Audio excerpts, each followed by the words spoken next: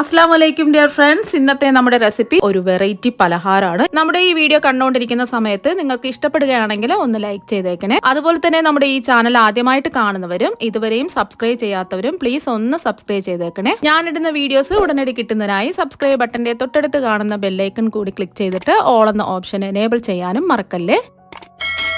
ആദ്യം തന്നെ ഇതിന് വേണ്ടിയിട്ട് ഞാനിവിടെ ഒരു മീഡിയം സൈസ് പൈനാപ്പിൾ ആണ് എടുത്തിട്ടുള്ളത്. ഏകദേശം ഒരു 3/4 കിലോ ഒക്കെ ഉണ്ടാവും. ഇനി ഇതിന്റെ തൊലിയെല്ലാം നമുക്ക് കളയാം. ഇപ്പൊ പൈനാപ്പിൾ തൊലിയെല്ലാം കളഞ്ഞ് ഇതുപോലെ കട്ട് ചെയ്തെടുത്തിട്ടുണ്ട്. ഇനി ഇതിന്റെ നടുഭാഗത്തുള്ള ഈ കട്ടിയുള്ള ഭാഗം ഒന്ന് കട്ട് ചെയ്തെടുക്കാം. ഇത് നമുക്ക് ആവശ്യമില്ല. ഇപ്പൊ പൈനാപ്പിളിന്റെ കട്ടിയുള്ള നടുഭാഗം എല്ലാം കട്ട് ചെയ്തെടുത്തിട്ടുണ്ട്. ഇനി പൈനാപ്പിൾ ചെറിയ ചെറിയ പീസായിട്ട് കട്ട് ചെയ്തെടുക്കാം. ഒരുപാട് വലുതായി പോവരുത്, കുഞ്ഞു കുഞ്ഞു പീസായിട്ട് വേണം കട്ട് ചെയ്തെടുക്കാൻ വേണ്ടിയിട്ട്. ഇപ്പൊ പൈനാപ്പിൾ എല്ലാം കുഞ്ഞു കുഞ്ഞു പീസായിട്ട് കട്ട് ചെയ്തെടുത്തിട്ടുണ്ട്.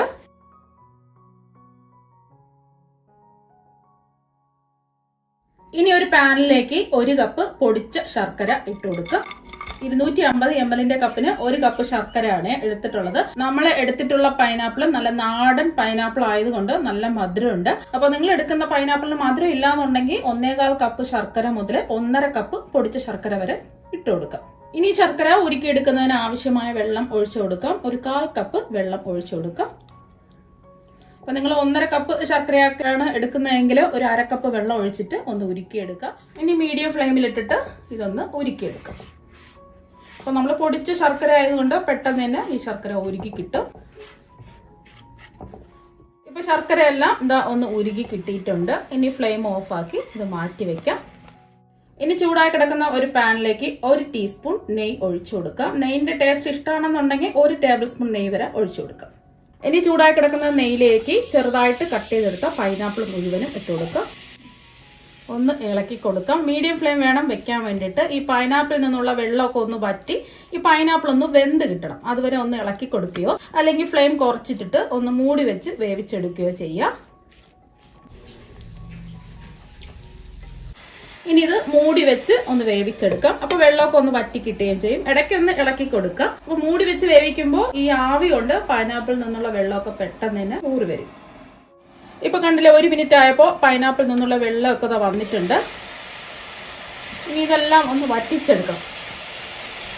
വീണ്ടും മൂടി വെച്ച് ഈ പൈനാപ്പിൾ ഒന്ന് വേവിച്ചെടുക്കാം. വേവിച്ചെടുക്കുകയും വേണം, ഈ വെള്ളമൊക്കെ ഒന്ന് വറ്റിച്ചെടുക്കുകയും വേണം. മൂടി വെച്ച് കൊടുക്കാം. ഇപ്പൊ ഒരു 2 മിനിറ്റ് ഒക്കെ കഴിഞ്ഞിട്ടുണ്ട്. ഇപ്പൊ പൈനാപ്പിളിന്റെ വെള്ളമൊക്കെ വറ്റി നല്ലോണം ഡ്രൈ ആയി പൈനാപ്പിളൊക്കെ ഒന്ന് വെന്ത് കിട്ടിയിട്ടുണ്ട്. വേണമെന്നുണ്ടെങ്കിൽ വലിയ വലിയ പീസ് ഉണ്ടെന്നുണ്ടെങ്കിൽ ഒന്ന് ജസ്റ്റ് ഒന്ന് ഇതുപോലെ ഒന്ന് ഉടച്ചു കൊടുക്കാം. ഇതുപോലെ ഒന്ന് പ്രസ് ചെയ്ത് കൊടുത്താൽ മാത്രം മതി. ഇനി നമ്മൾ ഉരുക്കി മാറ്റി വെച്ച ശർക്കര പാനി ഒന്ന് അരിച്ച് ഒഴിച്ചു കൊടുക്കാം. അപ്പം കല്ലും മണ്ണ് അഴുക്കൊക്കെ ഉണ്ടെന്നുണ്ടെങ്കിൽ ഇതുപോലെ ഒന്ന് അരിച്ച് ഒഴിച്ചു കൊടുത്താൽ മതി. അല്ലാന്നുണ്ടെങ്കിൽ അരിക്കേണ്ട ആവശ്യമില്ല.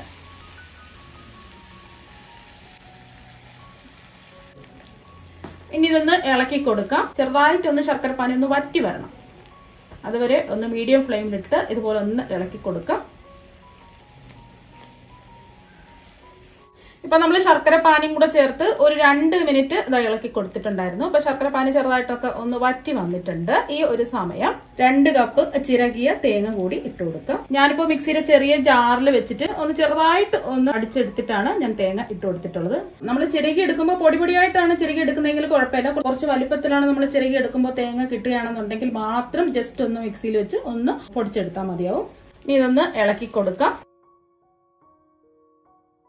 മീഡിയം ഫ്ലെയിമിലിട്ടിട്ട് ഇതൊന്ന് ഇളക്കി കൊടുക്കാം. ഇതെല്ലാം ഒന്ന് ജസ്റ്റ് ഒന്ന് വറ്റി കിട്ടണം. അതുവരെയും കൈവിടാതെ ഒന്ന് ഇളക്കി കൊടുക്കാം. ചെറുതായിട്ട് ഒന്ന് വറ്റി വന്നിട്ടുണ്ട്. കുറച്ചും കൂടെ ഒന്ന് വറ്റി വരേണ്ട ആവശ്യമുണ്ട്.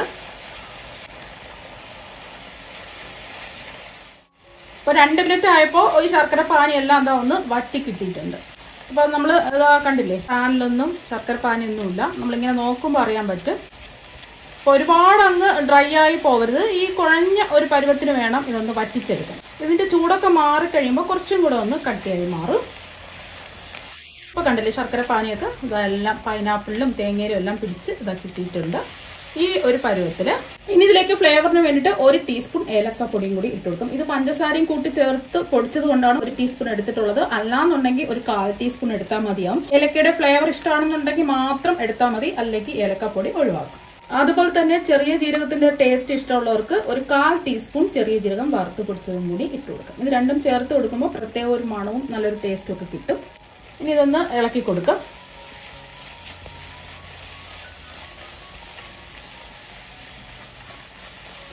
അപ്പോൾ നല്ലോണം ഒന്ന് ഇളക്കി കൊടുത്തിട്ടുണ്ട്. ഇനി ഫ്ലെയിം ഓഫാക്കി ഇത് ചൂട് മാറാൻ വേണ്ടിയിട്ട് നമുക്ക് മാറ്റി വയ്ക്കാം. ഇനി ഒരു പാത്രത്തിലേക്ക് 3 കപ്പ് വെള്ളം ഒഴിച്ചു കൊടുക്കാം. 250 ml കപ്പിന് 3 കപ്പ് വെള്ളമാണ് ഞാൻ ഒഴിച്ചു കൊടുക്കുന്നത്. ഇപ്പൊ ഇതിലേക്ക് 3 കപ്പ് വെള്ളം ഒരു പാത്രത്തിലേക്ക് ഒഴിച്ചു കൊടുത്തിട്ടുണ്ട്. ഇനി ഇതിലേക്ക് ആവശ്യത്തിന് ഉപ്പിട്ട് കൊടുക്കാം. ഞാനിവിടെ 1/4 ടീസ്പൂൺ ഉപ്പാണ് ഇട്ട് കൊടുക്കുന്നത്. ഇനി ഇതൊന്ന് ഇളക്കി കൊടുക്കാം. ഇനി വെള്ളം ഒന്ന് നല്ലതുപോലെ ഒന്ന് തിളപ്പിച്ചെടുക്കാം. ഇപ്പൊ വെള്ളം നന്നായിട്ട് തിളച്ചിട്ടുണ്ട്. ഇനി ഫ്ലെയിം ഓഫാക്കി കൊടുക്കാം.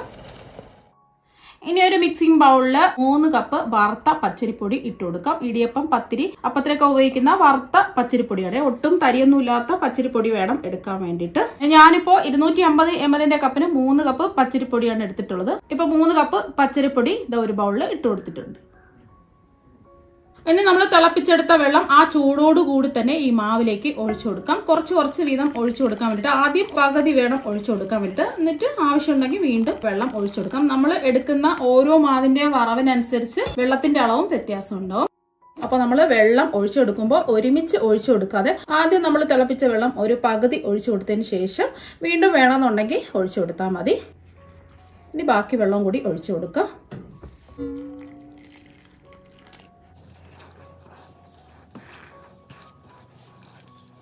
നല്ല വറുത്ത പച്ചരിപ്പൊടിയാണെന്നുണ്ടെങ്കിൽ കുറച്ച് വെള്ളം അധികം വേണ്ടി വരും. ബാക്കി വെള്ളം മുഴുവനും ഒഴിച്ചു കൊടുത്തിട്ടുണ്ട്.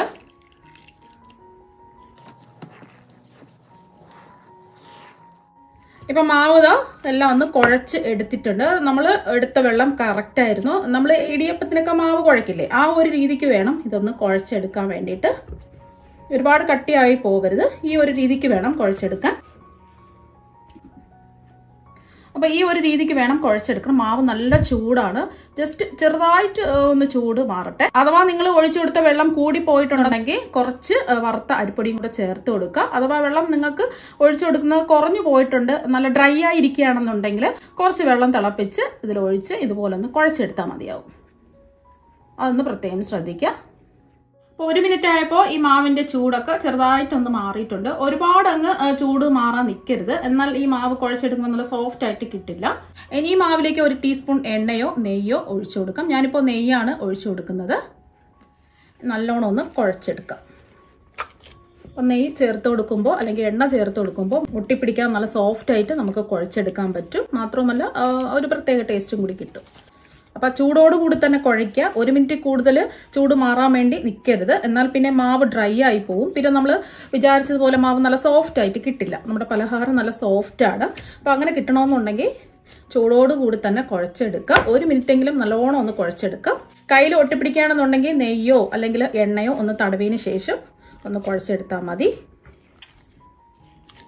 ഇപ്പോൾ 1 മിനിറ്റ് നേരം മാവൊന്ന് കുഴച്ച് സോഫ്റ്റ് ആക്കി എടുത്തിട്ടുണ്ട്. 1 മിനിറ്റെങ്കിൽ നല്ലതുപോലെ ഒന്ന് കുഴച്ചെടുക്കുക, എന്നാൽ മാത്രമേ മാവ് നല്ല സോഫ്റ്റ് ആയിട്ട് കിട്ടുള്ളൂ. ഇനി കുഴച്ചെടുത്തതിൽ നിന്നും കുറച്ച് മാവ് എടുക്കാം. അപ്പൊ നിങ്ങൾക്ക് എത്രയാണോ വലിപ്പം വേണ്ടത് അതിനനുസരിച്ച് വേണം മാവ് എടുക്കാൻ വേണ്ടിയിട്ട്. അപ്പൊ ഞാനിപ്പോൾ അത്യാവശ്യം വലിപ്പമുള്ള ഒരു വലിയ നാരങ്ങയുടെ വലിപ്പത്തിലുള്ള മാവാണ് എടുത്തിട്ടുള്ളത്. ഇപ്പൊ ഒന്ന് ഉരുട്ടി എടുത്തിട്ടുണ്ട്. ഇനി ഉരുട്ടിയെടുത്ത മാവിന്റെ നടുവിലായിട്ട് കൈ വെച്ചിട്ട് ഇങ്ങനെ ഒന്ന് പ്രസ് ചെയ്ത് എല്ലാ വശവും ഒരുപോലെ ഒന്ന് കുഴിയിട്ട് കൊടുക്കാം. എല്ലാ വശവും ഒരേ കനത്തിൽ വേണം ഇരിക്കാൻ വേണ്ടിയിട്ട്. ഇതുപോലെ ജസ്റ്റ് ഒന്ന് കൈ വെച്ച് ഒന്ന് പ്രസ് ചെയ്ത് കുഴിയിട്ട് കൊടുക്കാം. ഇനി നമ്മൾ തയ്യാറാക്കി വെച്ച ഫില്ലിങ് ഈ കുഴിയിലേക്ക് ഇട്ട് കൊടുക്കാം. 1 ടേബിൾ സ്പൂൺ ആണ് ഇട്ട് കൊടുക്കുന്നത്. ഒരുപാട് അങ്ങ് ഇട്ട് കൊടുക്കരുത്. ഇനി ഇത് കൈ വെച്ച് ഒന്ന് പ്രസ് ചെയ്ത് കൊടുക്കാം. ഇനി എല്ലാം കൂടിയിട്ട് കൂട്ടി യോജിപ്പിച്ചെടുക്കാം. കൂട്ടി യോജിപ്പിച്ചെടുത്തത് ചെറിയ രീതിയിൽ ഒന്ന് ഉരുട്ടിയെടുക്കാം. ഒരുപാട് അങ്ങ് ഉരുട്ടരുത്, ഫില്ലിങ് പുറത്ത് വരും. ചെറിയ രീതിയിൽ ഇതുപോലെ ഒന്ന് ഉരുട്ടിയെടുക്കാം. ഇപ്പൊ ജസ്റ്റ് ഒന്ന് ഉരുട്ടിയെടുത്തിട്ടുണ്ട്. ഒട്ടും വിള്ളലൊന്നും ഇല്ലാതെ നല്ലതുപോലെ ഉരുട്ടിയെടുക്കണം. ചെറിയ രീതിയിൽ ഒന്ന് ഉരുട്ടിയെടുത്താൽ മതി. ഒരുപാട് പ്രസ് ചെയ്ത് ഉരുട്ടരുത്. മാവ് നല്ല സോഫ്റ്റ് ആണ്, പൊട്ടിപ്പോവും. അകത്തുള്ള ഫില്ലിംഗ് ഒക്കെ പുറത്ത് വരും, അതുണ്ടാവരുത്. അപ്പോൾ ഒട്ടും ഫില്ലിംഗ് ഒന്നും പുറത്ത് വരാതെ ഈ ഒരു രീതിക്ക് വേണം മാവ് ഉരുട്ടിയെടുക്കാൻ. ഇനി നമ്മൾ ഉരുട്ടിയെടുത്ത ഉരുളകൾ ഒന്ന് ആവിയേറ്റി എടുക്കുന്നതിന് വേണ്ടിയിട്ട് ഞാനിവിടെ ഇഡ്ഡലി ചെമ്പിൽ ഒരു 4 ഗ്ലാസ് വെള്ളം തിളപ്പിക്കാൻ വെച്ചിട്ടുണ്ട്. ഇനി ഇതിലേക്ക് ഇഡ്ഡലി തട്ട് വെച്ചു കൊടുക്കുകയോ അല്ലെങ്കിൽ ഇതുപോലത്തെ ഒരു സ്റ്റീമറിന്റെ തട്ട് വെച്ചു കൊടുക്കുകയോ ചെയ്യാം. ഇനി ഇതിന്റെ നടുവിലായിട്ട് ഒരു വാഴയിലയും കൂടി വെച്ചു കൊടുക്കാം. അപ്പൊ വാഴയില വെച്ചു കൊടുക്കുമ്പോൾ വാഴയില ഒരു ഫ്ലേവറും കിട്ടും, ഒട്ടിപ്പിടിക്കുകയില്ല. അഥവാ നിങ്ങൾക്ക് വാഴയില ഇല്ലാന്നുണ്ടെങ്കിൽ ഇതിന്റെ പുറത്ത് ഈ സ്റ്റീമറിന്റെ തട്ടിന്റെ പുറത്ത് കുറച്ച് എണ്ണ ഒന്ന് ബ്രഷ് ചെയ്ത് കൊടുക്കണം. അല്ലെങ്കിൽ നമ്മൾ ഇത് വേവിച്ചെടുക്കുന്ന സമയത്ത് ഇത് ഒട്ടിപ്പിടിക്കും. അതുണ്ടാവാതിരിക്കാൻ കുറച്ച് നെയ്യോ എണ്ണയോ ഒന്ന് ബ്രഷ് ചെയ്ത് കൊടുക്കണം. വെള്ളം നല്ലതുപോലെ ഒന്ന് തിളക്കട്ടെ. ഇപ്പൊ വെള്ളം നല്ലതുപോലെ ഒന്ന് തിളച്ചിട്ടുണ്ട്. ഇനി ഇതിന്റെ പുറത്ത് നെയ്യോ എണ്ണയോ ഒന്നും ബ്രഷ് ചെയ്ത് കൊടുക്കേണ്ട ആവശ്യമില്ല. നമ്മൾ വാഴയില വെച്ചത് കൊണ്ട് ഒട്ടിപ്പിടിക്കുകയൊന്നുമില്ല. നമ്മൾ ഉരുട്ടിയെടുത്ത ഓരോ ഉരുളായിട്ട് വെച്ചു കൊടുക്കാം. നമ്മൾ ഒരുമിച്ച് വെച്ചു കൊടുക്കാതെ ആദ്യം പകുതി വെച്ചു കൊടുത്ത് ഒന്ന് ആവിയേറ്റിയതിന് ശേഷം വീണ്ടും പകുതി വെച്ച് ഒന്ന് ആവിയേറ്റിയെടുത്താൽ മതിയാവും. ഒരുമിച്ച് വെച്ചു കൊടുക്കുകയാണെന്നുണ്ടെങ്കിൽ എല്ലാം പൊട്ടിപ്പോകാൻ സാധ്യതയുണ്ട്. ഇപ്പൊ 7 എണ്ണമാണ് ഞാൻ വെച്ചു കൊടുത്തിട്ടുള്ളത്. ഇനി ഇതൊന്ന് ആവിയേറ്റിയെടുക്കാം. മീഡിയം ഫ്ലെയിം വേണം വെക്കാൻ വേണ്ടിയിട്ട്. ഇപ്പൊ ഒരു 10 മിനിറ്റ് ഒക്കെ കഴിഞ്ഞിട്ടുണ്ട്. ഒരു 12 മിനിറ്റ് ഒക്കെ ആയിട്ടേ ഉള്ളൂ. അപ്പൊ നല്ലോണം വെന്തിട്ടുണ്ട്. ഇനി നമുക്ക് ഫ്ലെയിം ഓഫ് ആക്കി കൊടുക്കാം. ഈ ചൂടോടുകൂടി എടുക്കരുത്. ചൂടോടുകൂടി എടുക്കുകയാണെന്നുണ്ടെങ്കിൽ മാവ് നല്ല സോഫ്റ്റ് ആണ്, പൊട്ടിപ്പോകും. കുറച്ചൊന്ന് ചൂട് മാറിയിട്ട് വേണം ഇതിൽ നിന്ന് എടുക്കാൻ വേണ്ടിയിട്ട്. ഒന്നിൽ അടച്ചു വെക്കുക അല്ലെങ്കിൽ തുറന്നു വെക്കുക. ഇതിന്റെ ചൂട് കുറച്ചൊന്ന് മാറിയതിനു ശേഷം ഇതിൽ നിന്ന് മാറ്റാം. ഇപ്പൊ ഇതിന്റെ ചൂടൊക്കെ മാറിയിട്ടുണ്ട്. ചെറിയൊരു ചൂടുണ്ട്, ഒരുപാട് അങ്ങ് ചൂട് സമയത്ത് എടുക്കാൻ പാടില്ല. ഇപ്പൊ കണ്ടില്ല, ഒന്നും പൊട്ടിപ്പോയിട്ടോ ഒന്നും തന്നെ ഇല്ല. ഇനി ഇത് ഒരു പാത്രത്തിലേക്ക് മാറ്റാം. അടുത്തതും ഇതുപോലെ തന്നെ നമുക്ക് ആവിയേറ്റിയെടുക്കാം. ഇപ്പൊ നമ്മുടെ പലഹാരം എല്ലാം ഇവിടെ റെഡി ആയിട്ടുണ്ട്. ഇതിന്റെ ചൂടെല്ലാം ഒന്ന് മാറിയതിന് ശേഷം ഒരു പാത്രത്തിലേക്ക് മാറ്റിയിട്ടുണ്ട്. നിങ്ങൾക്ക് ഇത് കാണുമ്പോൾ തന്നെ മനസ്സിലാക്കാൻ പറ്റും എത്രമാത്രം പെർഫെക്റ്റ് ആയിട്ട് ഇത് കിട്ടിയിട്ടുണ്ടെന്ന്. ഒട്ടും പൊടിഞ്ഞൊന്നും പോയിട്ടില്ല. അതുപോലെ തന്നെ അതിന്റെ ഉള്ളിലുള്ള ഫില്ലിംഗ് ഒന്നും പുറത്തു പോകാത്ത രീതിയിൽ നല്ല സോഫ്റ്റ് ആയിട്ട് ഇത് കിട്ടിയിട്ടുണ്ട്. ഇത് ബ്രേക്ക്ഫാസ്റ്റ് ആയിട്ടോ ചായപലഹാരമായിട്ടോ ഒക്കെ നമുക്ക് കഴിക്കാവുന്നതാണ്. മാത്രമല്ല ഇത് നല്ല ഹെൽത്തി ആയിട്ടുള്ള ഒരു പലഹാരം കൂടിയാണ്. ഈ പലഹാരത്തിന്റെ പുറം കണ്ടല്ലോ നല്ല സോഫ്റ്റ് ആയിട്ടിരിപ്പുണ്ട്. മാത്രമല്ല നമ്മൾ ഈ ഫില്ലിങ്ങിന് പൈനാപ്പിൾ ഒക്കെ ചേർത്തത് കൊണ്ട് നല്ല ജ്യൂസിയും നല്ല ടേസ്റ്റി ആയിട്ടുള്ള ഫില്ലിംഗ് എല്ലാം കൂടിയിട്ട് ഒരു അടിപൊളി ടേസ്റ്റ് ആണ്. ഇതുപോലെ ഒരു പ്രാവശ്യം ഉണ്ടാക്കി കഴിക്കുകയാണെന്നുണ്ടെങ്കിൽ ഉറപ്പായിട്ടും വീണ്ടും വീണ്ടും നിങ്ങൾക്ക് ഉണ്ടാക്കി കഴിക്കാൻ തോന്നും. അത്രയ്ക്ക് നല്ല അടിപൊളി ടേസ്റ്റ് ആണ്. ഇത് 2 ദിവസമൊക്കെ നമുക്ക് പുറത്ത് കേടുകൂടാതെ ഇരിക്കും. അപ്പോൾ നിങ്ങൾ എല്ലാവരും ഈ നാടൻ രീതിയിലുള്ള പലഹാരം ട്രൈ ചെയ്ത് നോക്കുക. തീർച്ചയായും നിങ്ങൾക്ക് എല്ലാവർക്കും ഇഷ്ടപ്പെടും. അപ്പോൾ നമുക്ക് മറ്റൊരു വെറൈറ്റി ഡിഷുമായിട്ട് വീണ്ടും കാണാം. താങ്ക്